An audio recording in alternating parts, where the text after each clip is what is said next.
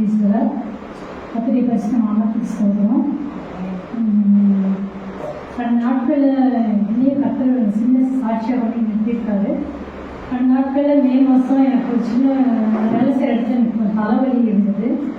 என் பக்கத்தில் வேலை செய்கிறவங்க எல்லாருமே என்னை போய் ஜிஹெச் ஹாஸ்பிட்டலில் என்னை அட்மிட் பண்ணுவாங்க. பண்ணப்போ எனக்கு ஸ்கேன் பண்ண சொல்லி தலையில் ஸ்கேன் பண்ண சொல்லி சொன்னாங்க. எனக்கு தலையில் வந்து யாரோ தலையில் உடைக்கிற மாதிரி ஒரு பெரிய வலி எடுத்துக்கிச்சு. கண்ணு கட்டாக தெரியல. எனக்கு இருந்தாலுமே இல்லை, நான் எப்படி வந்து ஜிஹெச்சுக்கு போனேன், எப்படி திரும்பி வந்தேன் எனக்கு எதுவுமே தெரியல. அந்த சமயத்தில் வந்து என் பக்கத்தில் வேலை செஞ்சவங்க எனக்கு வந்து ஹாஸ்பிட்டலில் சேர்த்துனாங்க. அவங்க சொன்னாங்க ஸ்கேன் பண்ணி பார்க்கணும் அப்படி சொல்லி தலையில் ஸ்கேன் பண்ணாங்க. பண்ணி பார்க்கும்போது எனக்கு நிதானம் இருக்குது, பட் எனக்கு கண்ணு பார்க்க முடியல. அப்போ அவங்க பேசுறது என் காதில் கேட்குது, இவங்க ரொம்ப கிரிட்டிக்கலாக இருக்காங்க, இவங்க உடனே கோயம்புத்தூர் கொண்டு போயிருங்க அப்படின்னு சொல்லிட்டு உடனே என் பையன் எல்லாமே வந்துட்டாங்க. ஃப்ரெண்ட்ஸ் அப்பையோட ஃப்ரெண்ட்ஸ் எல்லாமே சேர்ந்து எல்லா காரணம் வந்து என்னை ஜிஹெச்சி கொண்டு போகிறதுக்காக கோயம்புத்தூர் கொண்டு போகிறதுக்காக என்னை கூப்பிட்டு வந்தாங்க. அந்த டைமில் ஆம்புலன்ஸ் இல்லை, பழக்கம் சைட்லேருந்து வந்துட்டுருக்கு, ஆம்புலன்ஸ் லேட் ஆகுதுன்னு சொல்லி சொன்னாங்க. இப்போ டாக்டர் சொல்லிட்டாங்க எனக்கு ரொம்ப கிரிட்டிக்கலாக இருக்காங்க, கண்டிப்பாக லேட் பண்ணாதீங்க, கொஞ்சம் டேஞ்சர்னு சொல்லிட்டாங்க. உடனே வந்து ப்ரைவேட் ஆம்புலன்ஸுக்கு ஃபோன் பண்ணி கால் பண்ணி ப்ரைவேட் ஆம்புலன்ஸ் வர சொல்லி என்னை அங்கேருந்து கொண்டு இருக்காங்க. எனக்கு அவ்வளோதான் ஞாபகம் இருந்தது. அது வரைக்கும் எனக்கு கொஞ்சம் நினைவு இருந்தது. ஆம்புலன்ஸ் வரும்போது நான் ஆம்புலன்ஸில் போகிறேன்னு எனக்கு தெரியும், பட் நான் எங்கே போகிறேன் என்ன பண்ணுறேன்னு அதுக்கு எனக்கு நிதானமே இல்லை. என்னை கேஎம்சிஹெச் ஹாஸ்பிட்டலுக்கு கோவை மெடிக்கல் ஹாஸ்பிட்டலுக்கு வந்து என்னை சேர்த்துருக்காங்க. அப்படி சேர்க்கும்போது என்னை ஐசியூ வார்டில் போட்டிருக்காங்க. எனக்கு அவங்க என்ன நடந்துச்சு, எந்த ட்ரீட்மெண்ட் கொடுத்தாங்க, யார் யாரெல்லாம் வந்து பார்த்தாங்க, என்னுடைய சொந்தக்காரங்க எல்லாரும் என்னை பார்த்துருக்காங்க. பட் வந்து எனக்கு என்ன நடந்துச்சு எனக்கு எதுவும் தெரியல. யார் யாரை பார்த்தேன், என்னை யார் வந்து பார்த்துட்டு போனாங்க, அந்த மாதிரி எந்த நினைவுமே எனக்கு கிடையாது. அப்படி இருக்கும்போது அடுத்த நாள் ஒரு நாள் நைட்டில் நான் அந்த ஹாஸ்பிட்டலில் அட்மிட் ஆகிறேன். காலையில் என் பையன் சொன்னால் மம்மி நம்ம வேறு ஹாஸ்பிட்டலுக்கு போயிடலாம் அப்படின்னு. எனக்கு என்ன நடந்துச்சு எனக்கு தெரியல. அப்போ தான் சொன்னாங்க என்னுடைய தலையில் வந்து என்னுடைய ஆப்ரேஷன் ஒன்று பண்ணணும், அதுக்கு 50 lakhs செலவாகும் அப்படின்னு சொல்லி, 50 லட்சம் ரூபாய் செலவாகும்னு சொல்லி. அதே 1 hour தான் டைம் இருக்குது. கிரிட்டிக்கலாக இருக்காங்க, நல்லா யோசனை பண்ணிக்கோங்க. 1 hour தான் டைமு. 1 hour ஆப்ரேஷன் பண்ணியே ஆகணும். 35 லட்சம் ரூபாய் உடனே கட்டுங்கன்னு சொல்லி எங்கள் அம்மா கிட்ட சொல்லியிருக்காங்க. எங்கள் அம்மா என் பையன் எல்லாருமே சேர்ந்து 35 லட்சம் ரூபாய் எப்படி நம்ம கட்ட போகிறோம் உடனடியா அப்படின்னு சொல்லி யோசனை பண்ணி சரி இருக்கிற நகைநட்டை எல்லாத்தையும் விற்று கட்டிடுவோம், என்ன பண்ண முடியும், நம்மளுக்கு நம்ம பொண்ணு தேவைன்னு சொல்லி எல்லாம் பண்ணிட்டு இருக்கும்போது டாக்டர் சொல்லி இன்னொரு வார்த்தை என்னன்னா, ஆப்ரேஷன் பண்ணாலும் 90% குறைக்கிறதுக்கு வாய்ப்புகள் இருக்கு, 90% குறைக்கிறதுக்கு வாய்ப்பு இல்லை, 10% வேணா ட்ரை பண்ணி பார்க்கலாம்னு சொல்லியிருக்காங்க. இந்த வார்த்தையை கேட்டதும் எல்லாத்துக்குமே வந்த சொந்த பந்தங்களுக்காக இருக்கட்டும், அம்மாவுக்காக இருக்கட்டும், பையனுக்காக இருக்கட்டும், யாருக்குமே வந்து எந்த ஒரு மனசுக்குள்ள பயம் வர ஆரம்பிச்சிச்சு. ஒருத்தர் பேசும்போது எல்லாத்தையும் சொல்லிட்டாங்க, இல்லை முடியாதுன்னு சொல்லிட்டாங்க, கிரிட்டிக்கலாக இருக்குன்னு சொல்லிட்டாங்க. எனக்கு இந்த விஷயம் எதுவுமே தெரியாதுன்னு, எனக்கு யாரும் சொல்லக்கூடாதுன்னு சொல்லி இவங்களுடைய மறைமுகமாக பேசி என்னோட ஃப்ரெண்ட்ஸில் வந்து என்னுடைய சொந்தக்காரங்க எல்லாருமே வந்து பார்க்க ஆரம்பிச்சாங்க. கடைசியாக பார்க்க போகிறோம், ஒரு டைம் பார்த்துட்டு வரலான்னு எல்லாருமே. இவங்க தான் வந்தாங்க, இவங்க தான் வரலன்னு சொல்ல முடியாது. எனக்கு சேர்ந்தவங்க, என் கூட பழகினவங்க, என் சொந்தத்தை வந்து எல்லாருமே கடைசியாக ஒரு டைம் பார்த்துடலாம் சொல்லி எனக்கு பார்க்க வந்துட்டாங்க. அந்த மாதிரி சமயத்தில் வந்து ஆண்டவரை கூட எனக்கு ஒரு மன தைரியம் இருந்தது. ஏன்னா 2011 வருஷத்துக்கு முன்னாடி கிட்னி பிரச்சனை இருக்கு. நான் கிட்னி பிரச்சனைனால ஒரு டைம் அட்மிட் ஆகிருந்தேன். அப்போ வந்து என்னுடைய கிட்னியில் இருந்த நீர் கட்டி வந்து பஸ்ட் ஆகிடுச்சு. அப்போ வந்து அவங்க டாக்டர் சொன்னாங்க அந்த ஒரு இன்ஜெக்ஷன் மூலியமாக எடுத்து கோயம்புத்தூருக்கு சென்னைக்கு அனுப்பலாம், 20 நாள் ஆகும் ரிசல்ட் வர்றதுக்கு. அப்போ வந்து உங்களுக்கு ஆப்ரேஷன் பண்ணணுமா இல்லை இன்ஜெக்ஷனில் ட்ரீட்மெண்ட் பண்ண முடியுமான்னு பார்க்கலாம்னு சொன்னப்போ நான் ஆண்டவர்கிட்ட ஜெபம் பண்ணேன். ஜெனரல் சைடு திரும்பி ஏசப்பா என் உடம்புல எந்த ஆப்ரேஷனும் பண்ணக்கூடாது, ஏன்னா எனக்கு வந்து கணவர் இல்லை, என் பையனை நான் தான் வளர்த்தணும். ஆப்ரேஷன் பண்ணி 3 மாதம் 6 மாதம் நான் பெட்ரெஸ்ட் எடுத்துதான் என் பையனை பார்க்கறது எப்படி பார்க்க முடியும் அப்படின்னு சொல்லி எனக்கு 5 வருஷம் ஐஸ்காலத்தை கூட்டி கொண்டு ஏசப்பா சொல்லி ஜோபம் ஆண்டவர் என் ஜெபத்தை கேட்டு அந்த நாளில் வந்து ரிசல்ட் வருது. நான் ப்ரேயர் பண்ணிட்டு தைரியத்தோடு தான் இருக்கேன்.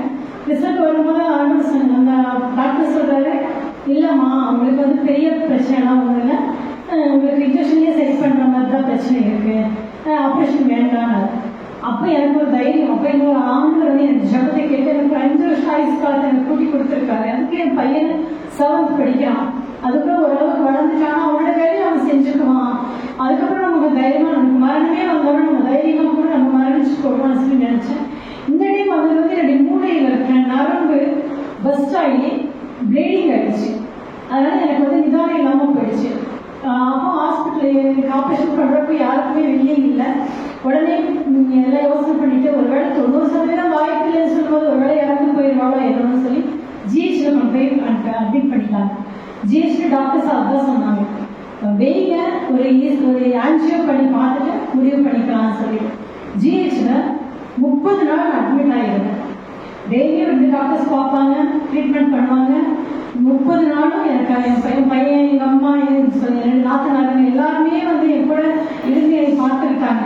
ஆனால் என் மனசுல ஒரு பயம் இருந்துகிட்டே இருந்துச்சு. ஏன்னா இவங்க எல்லாம் கூடி தனியாக பேசுவாங்க, என்கிட்ட எதுவுமே சொல்ல மாட்டாங்க. ஆனால் பக்கத்தில் வந்து என் பையன் சொல்லுவான், உங்களுக்கு ஒன்றும் இல்லை மம்மி, நீங்கள் ரிலாக்ஸாக இருங்க, உங்களுக்கு பிபி மட்டும் நார்மல் ஆகிடுச்சுன்னா நம்ம வீட்டுக்கு போயிடலாம், 2 நாளாக வீட்டுக்கு போயிடலாம், 2 நாளாக வீட்டுக்கு போயிடலாம்னு சொல்லிட்டே இருப்போம். அப்போ என் மனசுக்குள்ள இல்லை இவங்க என்ன கிட்ட மறைக்கிறாங்க அப்படின்னு சொல்லி எனக்கு ஒரு உள்ளுணர்வு இருந்துச்சு. அப்புறமேட்டு பார்த்தா மனாட்டி எங்கள் மம்மியும் வந்து ரொம்ப க்ளோஸ் ஃப்ரெண்ட்ஸு. அவங்களுக்கு எப்படி தெரிஞ்சு என்னை வந்து அவங்க ஜிஹெச்ல வந்து பாஸ்டரும் அவங்களே என்னை பார்க்க வந்தாங்க. அப்போ அம்மா வந்து அன்னைக்கு தான் வீட்டுக்கு போனாங்க. அப்போ சொன்னாங்க, இந்த மாதிரி அவங்க 2 பேரும் பாஸ்டரும் மனாட்டியும் நீ பார்க்க ப்ரேயர் பண்ணுறதுக்கு வராங்கன்னு சொல்லி சொன்னாங்க. அப்போ என் கூட எங்கள் நாத்தனார்களும் நானும் தான் ஹாஸ்பிட்டலில் இருக்கேன். ஹாஸ்பிட்டலில் இருக்கும்போது அதுக்கு முதல் நாள் என்ன ஆயிடுச்சு, எனக்கு இன்ஜெக்ஷன் பண்ணும்போது இந்த கையில் உங்களுக்கு காயம் தெரியாதுன்னு நினைக்கிறேன். நான் இந்த நரம்பில் போடுற இன்ஜெக்ஷன் எனக்கு சதப்பில் போட்டு விட்டுட்டு கை நல்லா இவ்வளோ பெருசாக வீங்கிடுச்சு, நல்லா பெருசாக வீங்கிடுச்சு. நைட்லாம் போய் டாக்டர் நர்ஸை கூப்பிட்டா யாருமே வந்து நல்லா ரெஸ்பான்ஸ் பண்ணாமல் என்ன ஆயிடுச்சு, ரொம்ப பெருசாக வீங்கிடுச்சு கை. வீங்கி அதெல்லாம் என்ன பண்ணிட்டாங்க, சர்ஜரி டாக்டர் வந்து அதை கட் பண்ணி தான் எடுக்கணும்னு சொல்லி ஒரு பேப்பரில் சைன் வாங்கிட்டாங்க. ஆக்சுவலாக இந்த புண்ணு மருந்து கட்டுறவங்க சொன்னாங்க, உங்களுக்கு சுகர் மட்டும் இருந்ததுன்னா இந்த கையை நீங்கள் எடுக்க வேண்டியது வந்திருக்கணும், அந்தளவுக்கு பெரிய காயம் அறுத்து எடுத்துட்டாங்க. ஆனால் எனக்கு சுகர் இல்லை.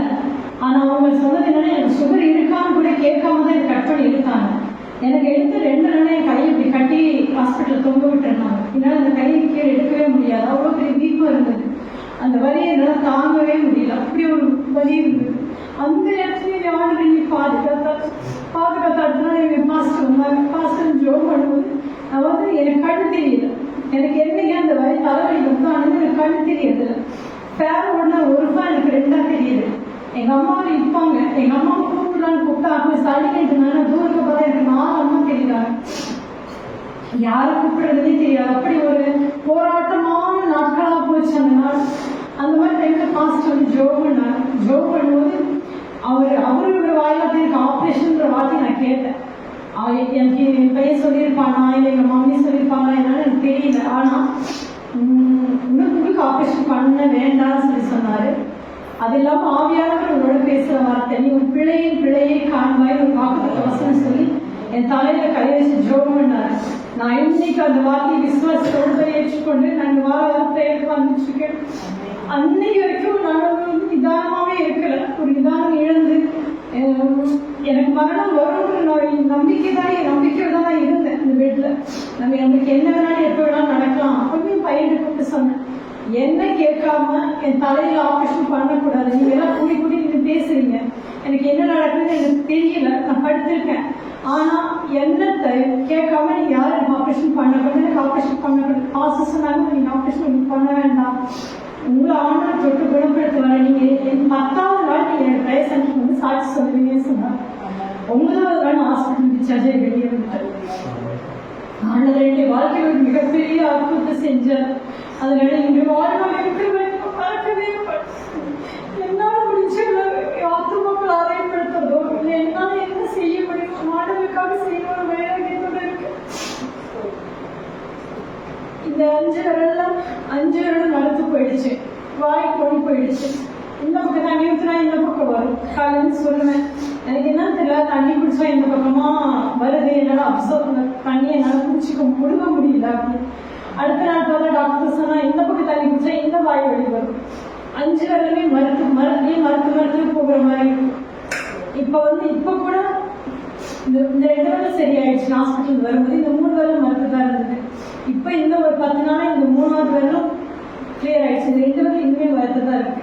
ஆனால் கர்த்தர் மேல இருக்க விசுவாசத்தினால எனக்கு டாக்டர் டிஸ்சார்ஜே கொடுக்க மாட்டேன்னு சொன்னாங்க. டிஸ்சார்ஜ் கொடுக்க முடியாதுமா, நீங்க வந்து ரொம்ப கிரிட்டிக்கலா இருக்கீங்க, உங்களுக்கு நீங்க போறவங்களுக்கு என்ன வேணாலும் நடக்கும்னு சொல்லி சொன்னாங்க. நான்